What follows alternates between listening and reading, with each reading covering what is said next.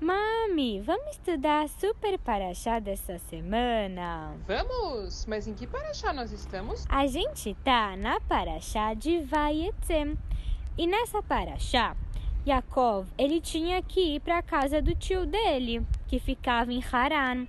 Mas antes disso, ele decidiu ir para Yeshivá, ir para uma escola judaica e ficar estudando Torá.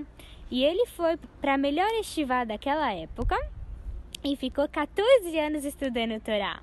Aí ele decidiu que já está na hora de ir para a casa do tio. Então ele saiu da yeshivá e foi para aquela cidade. Mas aí, quando ele estava prestes a entrar na cidade, ele lembrou, mas espera aí, o caminho que eu fiz passou por um lugar muito importante chamado Hara Moriá. E eu não parei lá. Aquele lugar é muito kadosh, muito sagrado. É uma grande oportunidade de rezar lá, porque quem reza lá tem muita chance de Hashem aceitar as tefilot, aceitar a reza. Então vou voltar para lá e vou rezar lá e vou aproveitar essa oportunidade que eu tenho. Aí ele voltou para lá, mas quando ele chegou, ficou de noite.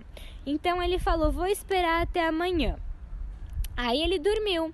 E ele sonhou que tinha uma escada e nessa escada estavam subindo e descendo anjos, porque isso significava de que agora que Yaakov estava saindo de Eretz Israel, indo para outras terras, ele tinha que trocar de malachim, de anjos que estavam protegendo eles. Porque tem anjos que eles só podem proteger a pessoa dentro de Eretz Israel. E tem outros anjos que protegem a pessoa fora da terra de Israel. Então, Yaakov, agora que ele estava saindo de Eretz Israel, ele precisava dos outros anjos. Então ele viu aquela escada, os anjos estavam trocando de posições. Os anjos da terra de Israel estavam subindo e os anjos que iam proteger ele fora da terra de Israel estavam descendo para ir acompanhar ele naquela missão. Aí Yaakov, ele se sentiu muito seguro. E quando Yaakov acordou, ele ficou muito feliz que agora ele tinha anjos que iam proteger ele quando ele saísse de Eretz Israel. E também ele falou, esse lugar deve ser um lugar que é muito kadosh para eu ter um sonho assim tão elevado para ver anjos. Então, esse lugar aqui deve ser o lugar onde vão ser construídos os futuros Beit HaMikdash, os templos, o primeiro, o segundo e o terceiro com a vinda de Mashiach.